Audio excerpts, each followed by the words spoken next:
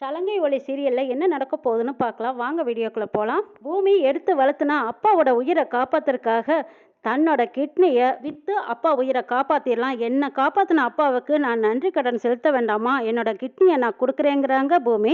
அதை கேட்டு அவங்க அம்மா சொல்றாங்க, இல்ல பூமி, நீ கல்யாணம் பண்ணி போறவ, இன்னொரு வீட்டுக்கு போறவ. ஆனா நீ இந்த கிட்னியை வித்தது தெரிஞ்சா உன்னை யார் கல்யாணம் பண்ணிக்குவாங்க? அதெல்லாம் ஒன்றும் வேண்டாங்கிறாங்க. பூமியும் அவங்க அம்மாவும் பேசிட்டு இருக்கிறத அவங்க அப்பா கேட்டுடுறாங்க.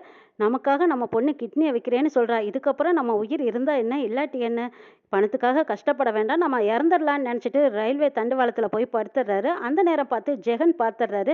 ஜெகன் பார்த்து அவங்க அப்பாவை காப்பாற்றிடுறாங்க. சாகிற உரிமை உங்களுக்கு கிடையாது, உங்களை நம்பி புள்ள பையன் பொண்டாட்டி இத்தனை பேர் இருக்கும்போது அவங்களையெல்லாம் விட்டு சாகிறது ஒரு கோலத்தனம் அப்படின்னு புத்திமதி சொல்லிட்டு போகிறாங்க ஜெகன். அப்பா இப்படி ஒரு முடிவு எடுத்துட்டாங்கன்னு பூமி ஓடி வந்து அப்பாவை பார்க்கறதுக்காக வராங்க. அப்போ அங்கே பக்கத்தில் இருந்தவங்க சொல்கிறாங்க, அந்த பையன் வந்து தான் உங்கள் அப்பாவை காப்பாற்றினாங்கன்னு சொல்கிறாங்க. இதை கேட்ட பூமி திரும்பி பார்க்குறாங்க.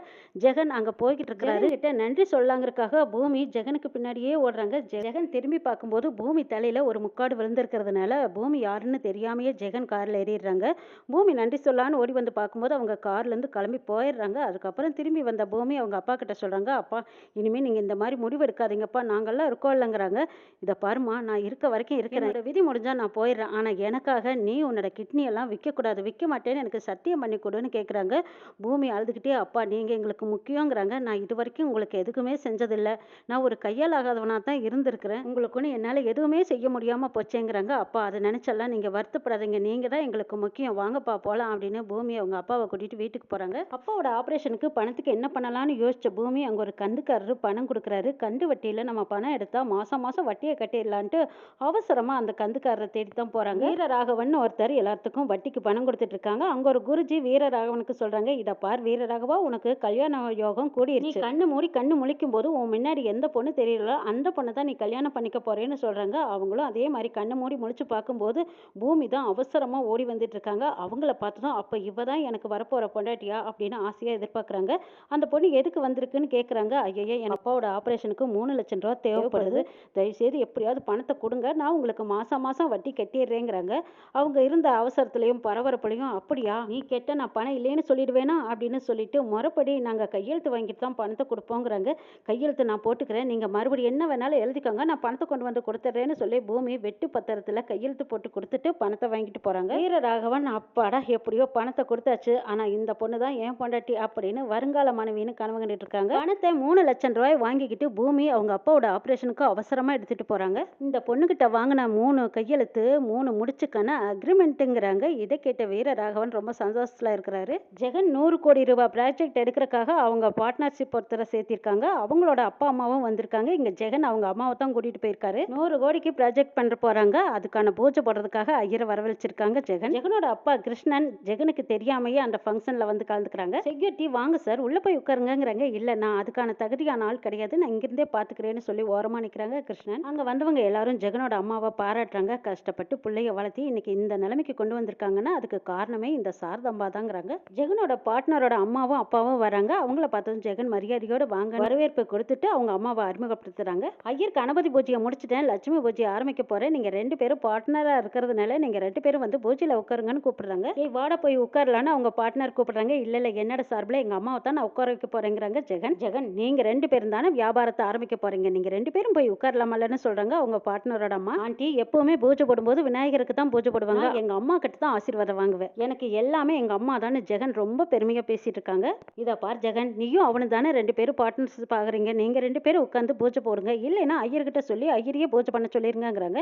இதை கிட்ட ஜெகனுக்கு ஒரு மாதிரியா இருக்கு. ஏமா அப்படி சொல்றீங்கன்னு கேக்குறாங்க. ஆமா, நீங்க எதுக்காக எங்க அம்மாவை வேண்டான்னு சொல்றீங்கன்னு ஜெகன் கேட்கும்போது, ஆமா என் பையனுக்காக நாங்க அப்பா அம்மா 2 பேரும் இருக்கோம், ஆனா உன் சார்பில் உங்க அம்மா மட்டும்தானே இருக்காங்க, அவங்க உட்கார்றது நல்லா இல்லைங்கிறாங்க. இதை கேட்டதும் ஜெகனுக்கு சரியான ஆத்திரம் கோவம் வருது. உங்க அப்பா தான் உங்க கூட இல்லையில அப்படின்னு சொல்லி காட்டுனதும் ஜெகன் தண்ணியும் அறியாம தன் கண் கலங்க அழுகுதுகிட்டே சொல்றாங்க, பணத்துக்காக எங்க அப்பா விட்டுட்டு போயிட்டாரு, அதே பணத்துக்காக நான் ஒண்ணு எங்க அப்பாவை பெருமைப்படுத்தி இந்த இடத்துல எங்க அம்மாவை உட்கார வைக்கணுங்கிற அவசியமே இல்லை, எனக்கு எங்க அம்மா அப்பா எல்லாம் எங்க அம்மா தான். அந்த ஆளை பத்தி பேசுற இடத்துல நான் எவ்வளவு கோடி ரூபாய் ப்ராஜெக்டா இருந்தாலும் சரி செய்ய போறதா இல்லை, அதுல எனக்கு அவ்வளவு லாபம் வந்தாலும் சரி அது எனக்கு அனாவசியம், எங்க அம்மா தான் எனக்கு முக்கியம்னு சொல்லிட்டு அம்மா வாங்கம்மா போலாம் அப்படின்னு சாரதாவை கூட்டிட்டு போயிடுறாங்க. ஜெகன் சின்ன வயசுல பெத்த அப்பா எந்த சம்பந்தம் இல்லைன்னு எங்களை அனாதையை விட்டு தவிக்க விட்டுட்டு போயிட்டாரு, அப்படிப்பட்ட அப்பாவை எந்த இடத்துலயுமே அப்பாவை முன்னால வச்சு பேசணுங்கிற அவசியம் எனக்கு கிடையாதுன்னு சொல்லிட்டு சாரதாவை கூட்டிகிட்டு வெளியில் வந்துடுறாங்க ஜெகன். வரும்போது அப்போ ஜெகன் அவங்க அம்மாவை பார்க்குறாங்க. அம்மா கிட்ட சாரி கேட்குறாங்க ஜெகன். ஜெகன், நீ எதுக்குப்பா என்கிட்ட சாரி கேட்குற? கோடி ரூபாய் பணத்தை விட பெத்த தாய் தான் ஒஸ்தின்னு சொல்லி அங்கே அத்தனை தாய்மார்கள் முன்னாடியும் என்ன நீ பெருமைப்படுத்திருக்கிப்பா. அம்மா சின்ன புத்தியோடு இருக்கிறவங்க அதுக்கு மேலே வளரவே முடியாதுங்கிறாங்க ஜெகன். ஆமாம்ப்பா, நீ பல கோடி உயரத்தில் நீ வளர்ந்துருக்கப்பா, இன்னமும் நீ வளருவேங்கிறாங்க. சரி, இந்த இடத்துல நேர்த்து நான் அந்த கோயிலுக்கு போய் சாமி கும்பிட்டு வரேங்கிறாங்க சாரதா. சரி, இப்போ கோயிலுக்கு போகணுமாங்கிறாங்க. ஆமாப்பா, உன்ன மாதிரி ஒரு பையனை கடவுள் எனக்கு கொடுத்ததுக்கு நான் அந்த கடவுளுக்கு நன்றி சொல்ல வேண்டாமா? நான் போய் நன்றி சொல்லிட்டு வரேங்கிறாங்க. உனக்காக நான் இது வரைக்கும் எதுவுமே செஞ்சதில்லை, ஆனால் நீ வான துயரத்துக்கு என்னை பாராட்டி இருக்கு. உனக்குன்னு நான் எதுவுமே செஞ்சது இல்லையேன்னு எனக்குள்ள 1000 கேள்வி. இப்படிப்பட்ட பையன் கிடைச்சதுக்கு கடவுளுக்கு நான் நன்றி சொல்லியே ஆகணும். நான் கோயிலுக்கு போயிட்டு வரேங்கிறாங்க. சரிம்மா, போயிட்டு வாங்க, எனக்கு ஒரு சின்ன வேலை இருக்கு, நான் முடிச்சுட்டு வந்துடுறேன்ட்டு போறாங்க ஜெகன். சாரதா சாமி கும்பிட்டுட்டு இருக்காங்க. அங்க கிருஷ்ணர் வராரு. கிருஷ்ணனை பார்க்காமையே திரும்புறாங்க சாரதா. என்ன சாரதா, என்கிட்ட நீ பேச மாட்டியாங்கிறாங்க. நிழல் கூட படமாட்டியான்னு கேட்குறாங்க. ஆமாங்க, கோயில் நிழல் கூட வீட்டு மேலே படக்கூடாதுன்னு சொல்லுவாங்க. அந்த மாதிரி தான் நீங்களும் தள்ளி நிற்கிறதே நல்லதுங்கிறாங்க சாரதா. என் பையனோட பாராட்டு விழாவை கூட நீங்கள் பார்த்துருக்க வாய்ப்பு இருக்குது. பார்த்தீங்களே என் பையனோட அருமையும் பெருமையும் கேட்குறாங்க சாரதா. நீ தனியாக நிற்கிறதுக்கு இப்போ நான் தான் காரணம்னு எனக்கு தெரியுங்கிறாங்க. ஓஹோ, அதை தெரிஞ்சுக்கிறதுக்கு உங்களுக்கு இவ்வளோ வருஷம் ஆச்சு. ஆனால் என் பையன் ஒரே நாளையில் ஒரு நிமிஷத்தில் புரிஞ்சுக்கிட்டான். என் பையனுக்கு சின்ன வயசுலேயே அவன் மனசில் அப்பா இல்லைங்கிற விதைச்சாச்சு. அவனை இன்னுமே என்னால் நேருக்கு நேராக பார்க்க முடியாத ஒரு சூழ்நிலையில் இருக்கேங்கிறாங்க. அப்படியாவது உங்கள் மரியாதையை காப்பாற்றிக்காங்கன்னு சொல்கிறாங்க சாரதா. சாரதா, நீ கடைசி வரைக்கும் அவங்கள மாதிரியே என்னை தப்பாக நினைக்கிறியான்னு கேட்குறாங்க ஜெகன். எங்க யார்கிட்ட வந்து என்ன கேள்வி கேட்குறீங்க? என் குழந்தைங்கள 2 குழந்தைங்க, பிஞ்சு குழந்தைங்க கூட்டிக்கிட்டு வந்து எங்களை கைவிட்டுறாதீங்கன்னு கெஞ்சின போது நீங்க யாருன்னு கேட்டீங்க. உங்களுக்கு எங்களுக்கு எந்த சம்மந்தம் இல்லைன்னு சொல்லி என்னை அனுப்பிச்சு வச்சிங்க. மறக்க முடியுமான்னு சாரதா சொல்லிட்டு இருக்கும்போது இப்போ கூட உன் மனசு இறங்காதா சாரதான்னு கேட்குறாங்க கிருஷ்ணன். 2 பேரும் பேசிட்டு இருக்கிறாங்க. அப்போ ஜெகன் வந்துடுறாரு. அவங்க வேலை முடிஞ்சு இன்னும் அம்மாவை காணுமேன்னு கோயிலுக்கு வர்றாங்க. வர்றதை கிருஷ்ணன் பார்த்துட்டு ஓடி ஒளிஞ்சுக்கிறாங்க. அந்த பக்கம் வந்து பார்த்தா அவங்க அம்மா ஜெகனை பார்த்ததும் அப்படியே பகீர்னு நிற்கிறாங்க. ஐயோ, ஜெகன் ஒருவேளை இவர்கிட்ட பேசுனதை பார்த்துருப்பானா அப்படின்னு திடுக்குன்னு திரும்பி பார்க்குறாங்க. ஜெகன் வந்ததும், அம்மா இன்னுமா நீங்கள் சாமி கும்பிடல, வாங்கம்மா போகலாங்கிறாங்க.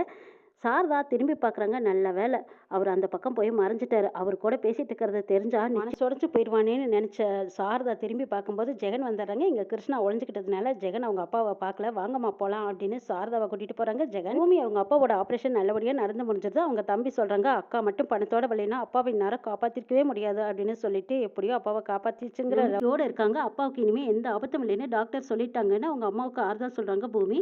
அங்கே வீரராகவன் வந்து, என்ன அத்தை, என் மாமா நல்லா இருக்காருன்னு கேட்குறாங்க. இதுக்கு பூமியோட அம்மா கேட்குறாங்க, என்ன வீரராகவா, எதுக்கு முறை வச்செல்லாம் பேசிட்டு இருக்கிறீங்கிறாங்க. ஆமாம் தங்கம், நீ அத்தை கிட்ட சொல்லலையான்னு வீரராகவன் கேட்கும்போது பூமி பேசாமல் அமைதியாக இருக்காங்க.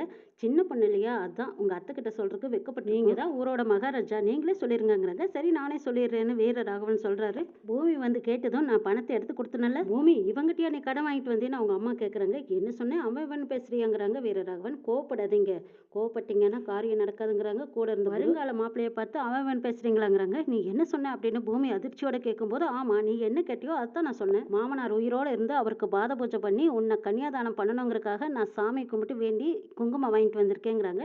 அந்த குங்குமத்தை பூமி நெத்தியில் வைக்க வரும்போது தட்டி விடுறாங்க பூமி.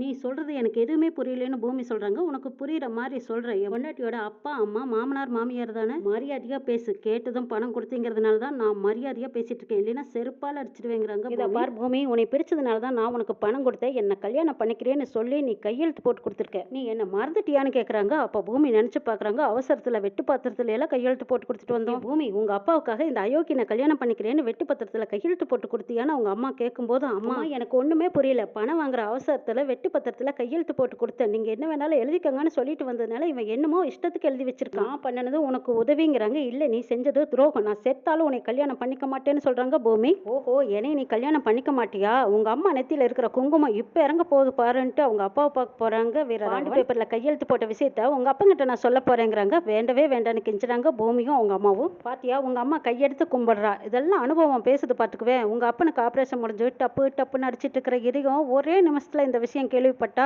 போய் சேர்ந்துருவோம். பார் பூமி, உன் கழுத்துல தாலி ஏறுனா உங்க அம்மா கழுத்துல இருக்கிற தாலி இறங்காது. என்ன கல்யாணம் பண்ணிக்க மாட்டேன்னு சொல்லிட்டீங்கன்னா உங்க அம்மா கழுத்துல இருக்கிற தாலி டக்குன்னு இறங்கிடுமா. நான் ஆசைப்பட்டது நடக்கலைன்னா புராண காலத்துல இருக்கிற ராட்சசனை எல்லாம் ஏன் மூலமா பார்ப்பேன். இதா பாருங்கம்மா, எந்த ஒரு புத்திசாலியா இருந்தாலும் ராட்சசன் கட்டியெல்லாம் பகச்சிக்க மாட்டாங்க. இந்த ராட்சசனை உங்க வீட்டுக்கு ஆதரவா மாப்பிள்ளை ஆக்கிக்கிட்டீங்கன்னா பூமிக்கு நல்ல புருஷனாவும் உங்க குடும்பத்துக்கு ஒரு ஆதரவாகவும் இருப்பாரு பார்த்துக்கோங்களேன். உனக்கு ஆப்ஷனே கிடையாது. என்ன கல்யாணம் பண்ணிக்க ஒத்துக்கத்தான் ஆகணும்னு சொல்லிட்டு போகிறாங்க வீரராகவன்.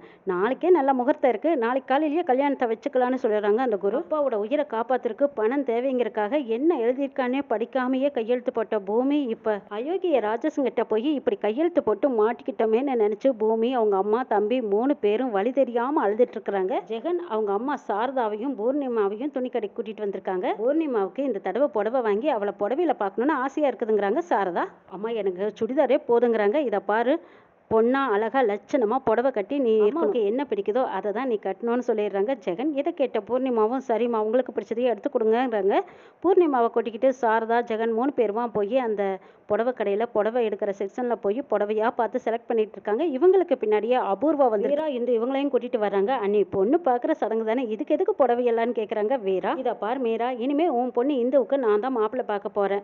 அதனால மாப்பிள்ளை வந்ததும் உன் பொண்ணை பார்த்ததுமே பிடிச்சிருக்குன்னு சொல்கிற அளவுக்கு அவ்வளோ ஒரு அழகான சரியா எடுத்து அவளை கட்ட வைக்க போறீங்க. ஜெகன் தங்கச்சியும் அம்மாவையும் கூட்டிட்டு போய் ஒரு பக்கம் புடவை பார்த்துட்டு இருக்காங்க. அபூர்வா மீராவையும் இந்துவையும் கூட்டிட்டு போய் புடவை பார்த்துட்டு இருக்காங்க. பார்த்து முடிஞ்சதுக்கு அப்புறம் எல்லாரும் ஒரு இடத்துல வந்து எல்லா புடவைகளையும் பார்த்துட்டு இருக்கும்போது சாரதாவுக்கு பிடிச்ச புடவையை அபூர்வா பிடிச்சிருக்குன்னு கேட்குறாங்க. அபூர்வா வாங்கிக்கிறதா சாரதா வாங்கிக்கிறதான்னு கேட்கும்போது இல்லை அவங்களே வச்சுக்கிட்டுன்னு சொல்றாங்க சாரதா.